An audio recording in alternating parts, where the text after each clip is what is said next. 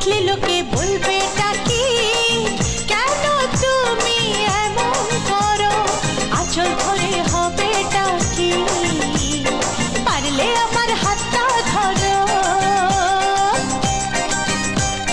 না যেও না বন্ধু আমার কথা শোনো, কাছে এসো একটু আরো, কত ভালোবাসো আমার এবার তুমি প্রমাণ করো।